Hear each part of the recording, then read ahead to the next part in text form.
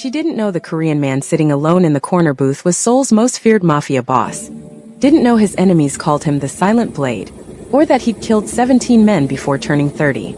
All she knew was that his dark eyes followed her across the dimly lit restaurant floor with an intensity that made her skin burn, and when their fingers brushed as she set down his whiskey, something ancient and irrevocable sparked between them, a recognition that felt like destiny and damnation wrapped in silk. He looked at her like she was oxygen and he'd been drowning his entire life. Welcome to Unfold Korean Stories. Please like, share, and subscribe and comment where you are watching from. Zuri Williams wiped down table after table at the Azure Pearl, Seoul's most exclusive restaurant where the elite came to see and be seen. Her curves filled out her server's uniform in ways that made some customers stare too long, but she'd learned to ignore them. She was here to work, to save money, to survive in a country that wasn't her own. The late shift paid better, even if it meant dealing with demanding customers who treated servers like furniture. The man in booth 7 had been watching her for 20 minutes. She felt his gaze like heat against her spine every time she passed. Dark suit, darker eyes, sitting alone with untouched whiskey while everyone else in the restaurant laughed and networked. He looked expensive, dangerous, utterly still, like a predator waiting for the perfect moment to strike. Table 7 needs service, her manager hissed, pushing her forward with barely concealed nervousness. And be polite. Very polite.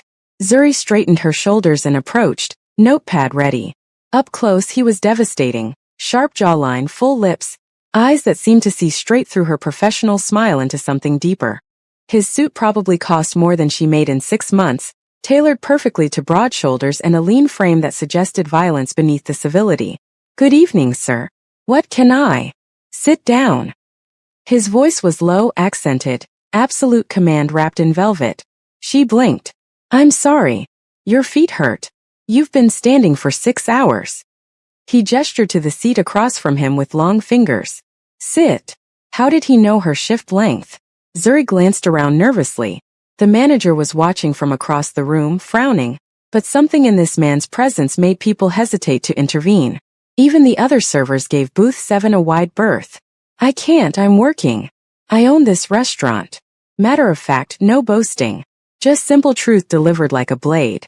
Sit down, Zuri. Her name in his mouth sent electricity down her spine. She'd never told him her name. The name tag, she glanced down. Right.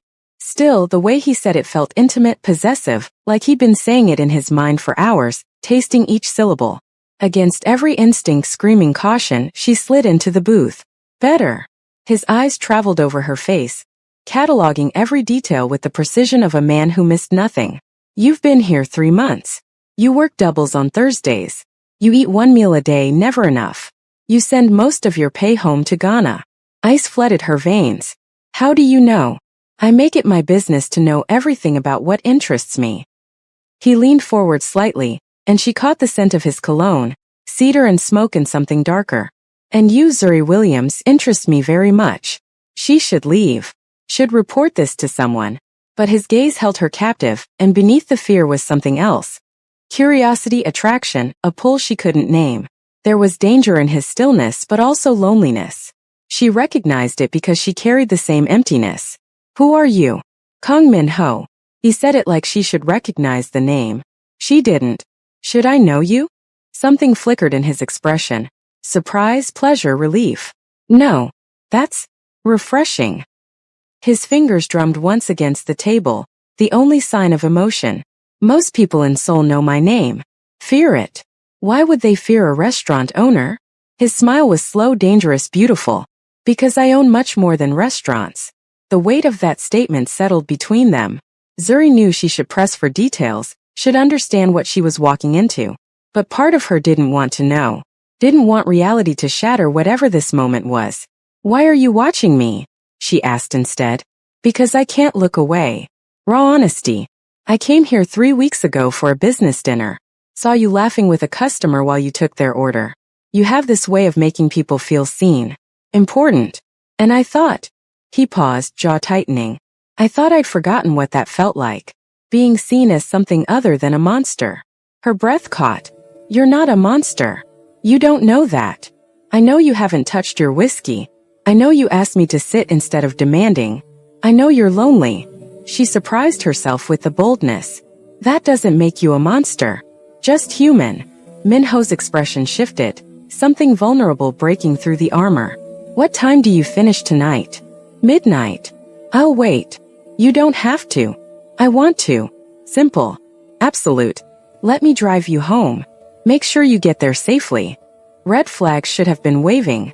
Strange man, position of power, too much interest too fast. But Zuri found herself nodding, found herself wanting to know more about the lonely man in the expensive suit who looked at her like she was light in his darkness. The rest of her shift passed in a blur. She felt Minho's eyes tracking her movements, protective and possessive all at once.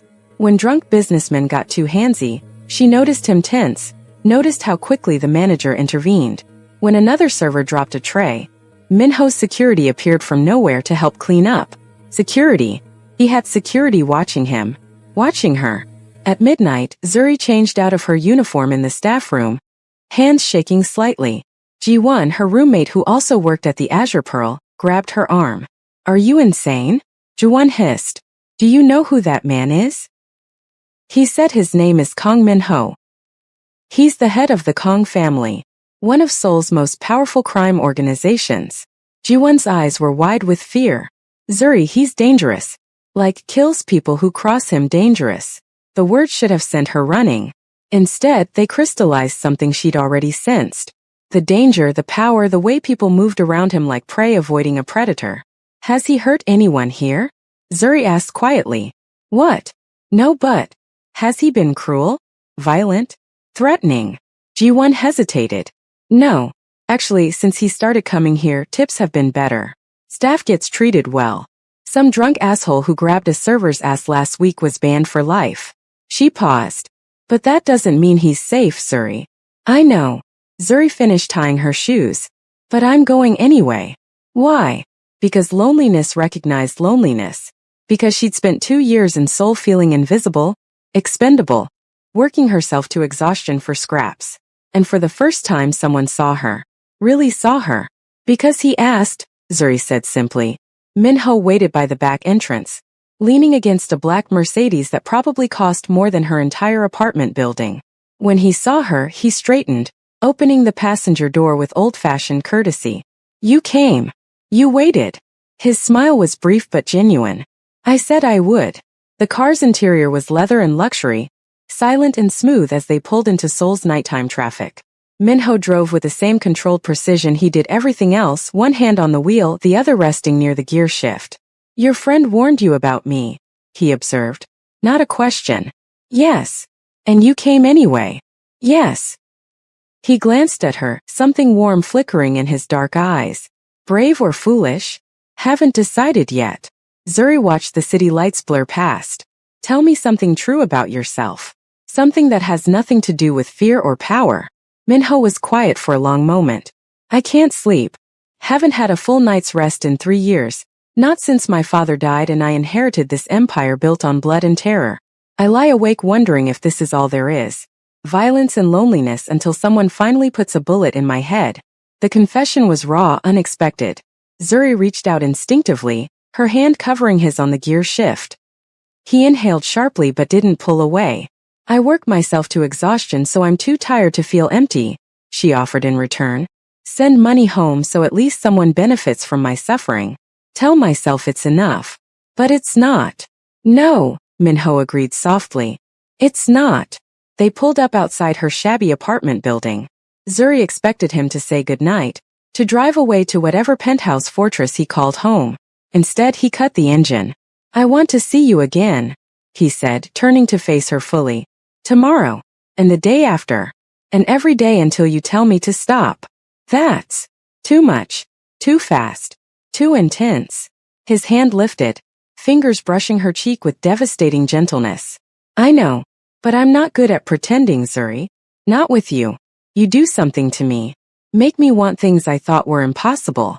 What things? Peace. Happiness. A reason to wake up that isn't revenge or duty. His thumb traced her jaw. You. She should be terrified. Should recognize the obsession forming, the possessiveness in his touch. But all she felt was wanted. Seen. Cherished in a way she'd never experienced. Okay, she whispered. Okay. Tomorrow. Come to the restaurant. We'll talk more. Minho's smile was brilliant, transforming his face from dangerous to devastatingly handsome. I'll be there. He walked her to her door, waited until she was safely inside, then drove away into the Seoul night. Zuri leaned against the door, heart pounding, knowing her life had just changed irrevocably. The next morning, she woke to find an envelope slipped under her door. Inside, 3 months' salary in crisp bills and a note in elegant handwriting. You work too hard. Take care of yourself. Her hands shook. This was too much money, too forward, too everything. She should return it. But the weight of debt back home pressed down. Her sister's school fees, her mother's medical bills, the crushing responsibility of being the family's only hope. She kept the money. God help her, she kept it. That evening, Minho returned to booth 7. Same time, same untouched whiskey, same predatory stillness. But when Zuri approached, his eyes held something new, satisfaction mixed with possessive warmth. You kept it. I'm going to pay you back. No, you're not. He gestured for her to sit again. This time she did without argument, sliding into the booth like it was already habit. Consider it a gift. I don't accept gifts from strangers. Then get to know me. His voice dropped, intimate and compelling. Sit with me every night. Talk to me. Let me learn what makes you smile, what makes you angry, what you dream about when you're alone at 3 in the morning. Her pulse hammered. Why? Because the moment I saw you, something inside me recognized something inside you. His honesty was brutal, raw. I don't understand it. I don't question it. I just know I need to be near you. That when I'm not, the world feels grayer, emptier. Over the following week, it became routine. Zuri would finish her rounds, then slide into booth 7 for stolen half hours where Minho asked questions and listened like her words were scripture. He never touched her beyond accidental brushes of hands, but the air between them crackled with tension so thick she could barely breathe.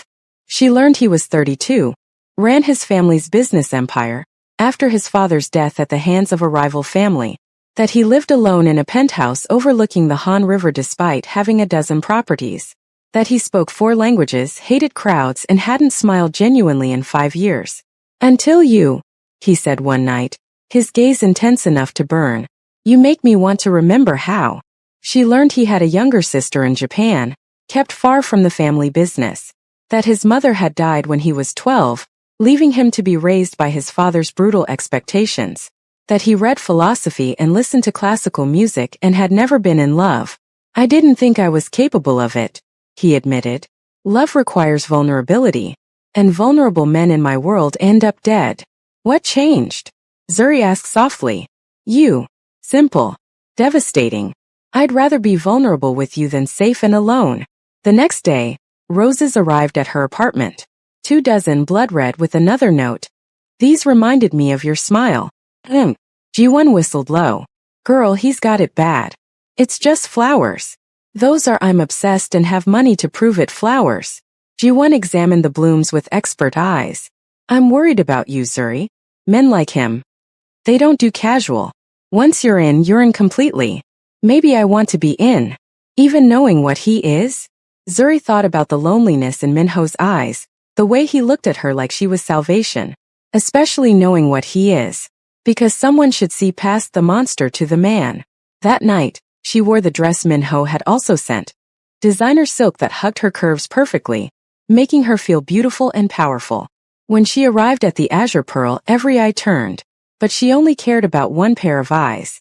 Minho stood when he saw her, something fierce and possessive blazing across his face.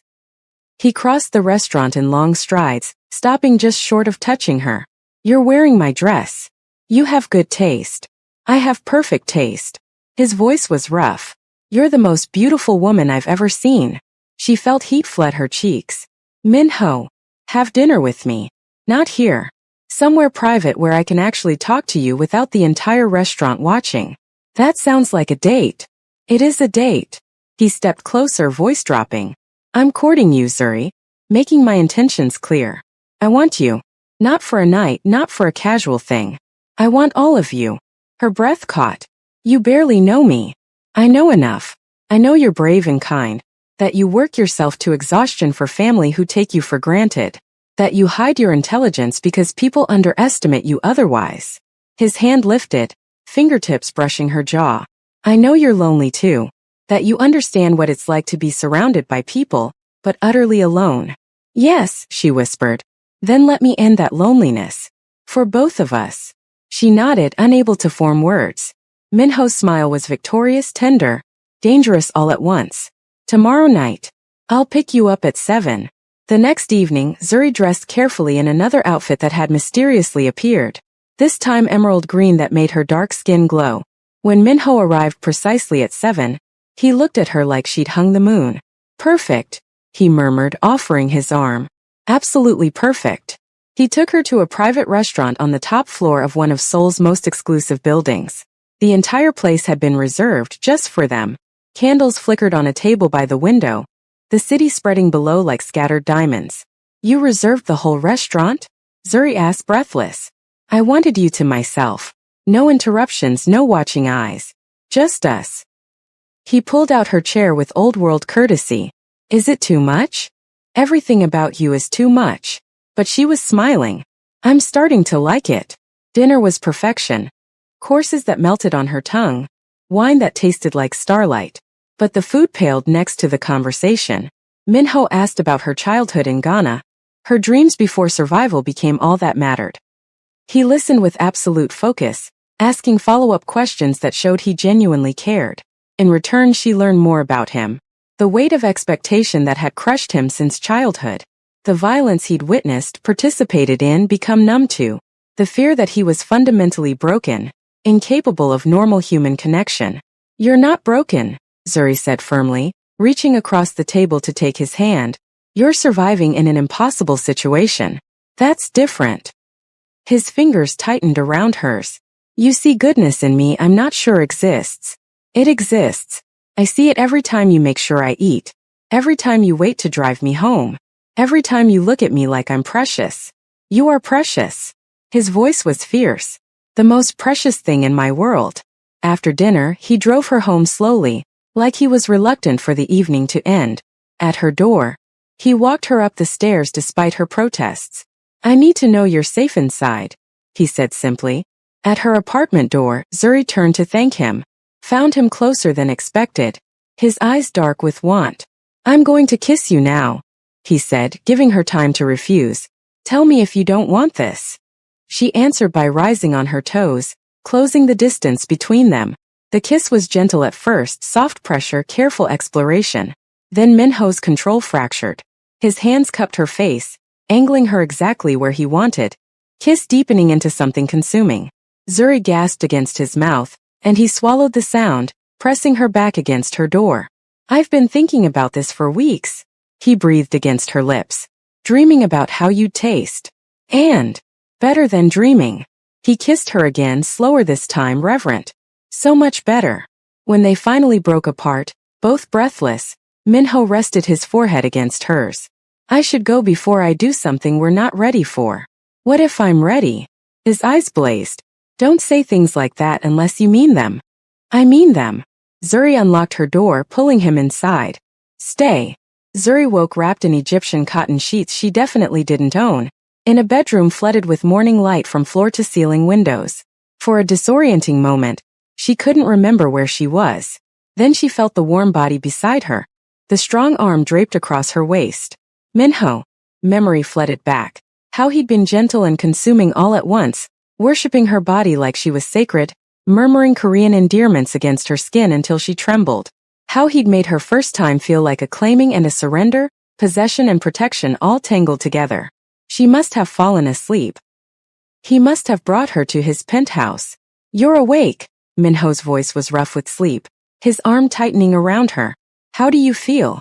Like my life just changed completely. It did. He pressed a kiss to her shoulder. You're mine now. I'm keeping you. The possessiveness should have alarmed her. Instead, warmth bloomed in her chest. That's simple. That's simple. He turned her to face him, and she saw absolute certainty in his eyes. I know it's fast. I know we barely know each other. But I've never been more sure of anything. You're it for me, Zuri. Minho. Move in with me. Her breath caught. What? Move in. Today. Let me take care of you properly. His hand cupped her face. I can't stand the thought of you in that tiny apartment, working yourself to exhaustion, struggling. Let me give you everything. That's insane. We've known each other 2 weeks. I don't care. His voice was steel-wrapped in silk. 2 weeks, 2 months, 2 years, the timeline doesn't matter. What matters is that you're mine and I'm yours, and I want you here. Safe, protected, cherished. Part of Zuri knew she should refuse, should demand time, space, normalcy. But she'd never felt safer than she did in his arms, never felt more wanted or seen. Okay, she whispered. Minho's kiss was gratitude and possession. I'll have your things moved today. I should tell G1. Already handled. I sent her 6 months' rent as compensation for losing a roommate. He smiled at her expression. I told you. I take care of what's mine. The following weeks were a blur of adjustments. Zuri quit the Azure Pearl, despite Minho offering to buy it just so she could keep working if she wanted. Instead, he enrolled her in university, the degree she'd abandoned when money ran out, and installed her in his penthouse with instructions to the staff that she was to be treated like royalty. I'm not comfortable with people serving me, she protested as a housekeeper tried to make her breakfast. Then think of them as helping you, Minho said, pulling her onto his lap at the breakfast table. So you can focus on your studies instead of exhausting yourself. Life with Minho was intense, overwhelming and addictive. He was possessive and protective, assigning guards to follow her everywhere, vetting her professors, installing panic buttons throughout the penthouse. When she complained about smothering, he'd simply kiss her until she forgot to argue. But he was also tender and attentive. He remembered how she took her coffee, bought books he thought she'd enjoy, cleared his schedule to help her study. At night, he'd hold her close and talk about dreams for a future she'd never dared imagine. I want to marry you, he said one night, fingers tracing patterns on her bare shoulder. We barely know each other. I know everything that matters. I know you're brave and kind, that you have a terrible singing voice but love music anyway, that you cry at sad movies and argue politics with passion. He tilted her face up. I know I want to wake up next to you for the rest of my life. Ask me again in 6 months, Zuri said, though her heart raced. I'll ask you every day until you say yes. True to his word, he proposed daily in small ways, leaving notes that said, marry me with her coffee, texting the question randomly, asking over dinner like it was casual conversation. It became their routine, their private joke that wasn't really a joke at all. But tension still simmered beneath their happiness. 3 months into their relationship, Zuri attended a university event where a classmate, handsome, charming, completely unaware of who she belonged to, asked her to study together. I'd like to get to know you better, he said with practiced ease. Maybe over coffee? Before Zuri could politely decline, Minho appeared from nowhere, sliding an arm around her waist with possessive certainty. She's taken, he said, voice pleasant but eyes promising violence. The student paled, recognizing him. Mr. Kong, I didn't realize. Now you do. Minho's grip on Zuri tightened. Spread the word. She's under my protection. Anyone who looks at her wrong answers to me. After the student fled, Zuri turned to Minho. That was excessive. That was necessary. His jaw was tight with barely controlled jealousy. Do you know how many men want you? How it drives me insane watching them look at what's mine. I'm not property. You're mine. He cupped her face, forcing her to meet his blazing eyes. Mine to protect. Mine to cherish. Mine to love. And I don't share. That night he made love to her with desperate intensity, marking her skin with kisses, whispering possessive claims until she shattered beneath him. For months in, danger finally found them. Zuri was leaving class when a black van pulled up beside her. Before Minho's guards could react, men with guns emerged, grabbing her and throwing her inside. She fought, screaming, but there were too many. The last thing she saw was her guard bleeding on the sidewalk, phone pressed to his ear, calling Minho. She woke in a concrete room, wrists zip-tied to a metal chair. 3 men stood around her, speaking Korean too rapid for her limited understanding. One noticed her stirring and smiled, all teeth, no warmth. Awake. Good. We have questions about Kong Minho. Terror clawed up her throat. I don't know anything. You live with him. Sleep in his bed. You know plenty. The man crouched before her. His routines, his security, his weaknesses. Tell us and we'll let you go. I won't. A slap cracked across her face. Pain exploded, stars bursting behind her eyes. She tasted copper, felt tears streaming. Don't lie. Why else would Korea's most dangerous man keep a foreign nobody unless she was useful? Another slap. Then another. Zuri's vision blurred, her face on fire. Then the door exploded inward with a deafening crash. Minho stood in the doorway like an avenging angel, gun raised, face carved from rage and murder. Bodies dropped behind him. He'd already killed everyone between her and freedom. You touched her. His voice was death itself. You made her bleed. The man who'd hit her scrambled backward. Wait, we can negotiate. The gunshot was deafening. The man dropped, dead before he hit the ground. The other two tried to run. Minho shot them both with clinical precision, then holstered his weapon and crossed to Zuri in long strides. Are you hurt? His hands were everywhere, cutting her restraints, checking for injuries with frantic gentleness. Did they? Tell me they didn't. Just my face, Zuri gasped. Minho, you killed. They took you, hurt you, touched what's mine. He cupped her face with trembling hands, his eyes wild. I would burn this entire world for you. Kill anyone who threatens you. Do you understand? There is nothing I won't do to keep you safe. She should be horrified. Should recognize the monster everyone warned her about. But all she felt was protected, cherished, safe. Take me home, she whispered. Minho lifted her into his arms like she weighed nothing, carrying her past the carnage he'd created without a second glance. His driver had the car running, and they sped through Seoul streets toward the penthouse. Once home, Minho drew a bath, helping her undress with careful hands. When she winced at the bruises forming, his expression went cold. I'm going to find everyone connected to this, he said quietly, and I'm going to make them suffer. Minho. No. Steel in his voice. They hurt you. That requires blood. Over the next week, Seoul's underworld learned a brutal lesson. The Park family, Minho's rivals who'd orchestrated the kidnapping, was systematically destroyed. Their businesses burned, their allies scattered, their leadership executed. It was swift, merciless, and absolute. Minho came home each night with blood on his hands, but he was always gentle with Zuri, holding her close and whispering apologies for bringing danger into her life. I should let you go, he said one night, his face buried in her neck. You'd be safer without me. I'd be miserable without you. She turned in his arms. I'm not leaving, Minho. Not because of danger, not because of fear. I chose you. I'm choosing you still. Even knowing what I am? Especially knowing. She kissed him softly. Because I see who you are beneath the violence. The man who holds me while I cry, who helps me study, who looks at me like I'm his entire world. His kiss was desperate, consuming. Marry me. Tomorrow. Next week. I don't care when, but marry me. Let me make you mine legally, permanently. Yes. The answer came without hesitation. Yes, I'll marry you. They married 2 weeks later in a private ceremony overlooking the Han River. Zuri wore white silk that Minho had commissioned from a designer, and he wore a traditional Korean hanbok that made him look like a prince from ancient times. When the officiant pronounced them married, Minho kissed his bride like she was oxygen, like he'd been drowning and she was his first breath. Seoul's most dangerous men watched and applauded, because even killers recognize true love. You're mine now, Minho whispered against her lips. Legally, officially, permanently mine. I've been yours since that first night in the restaurant, Zuri whispered back.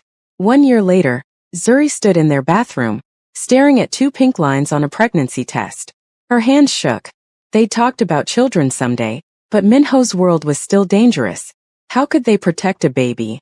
She found him in his office reviewing contracts. When he looked up and saw her expression, he was around the desk immediately. What's wrong? Wordlessly, she handed him the test. Minho stared at it for a long moment. Then slowly, reverently, he sank to his knees before her, pressing his forehead to her still flat stomach. We're having a baby, he whispered, voice thick with emotion. Are you happy? Happy. He looked up, tears streaming down his face. I'm terrified. Overwhelmed. And I've never been happier in my life.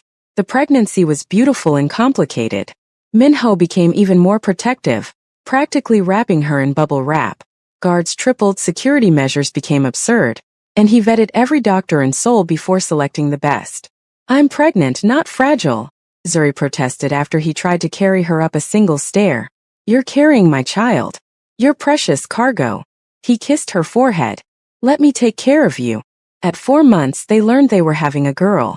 Minho cried again, overwhelmed by the thought of a daughter.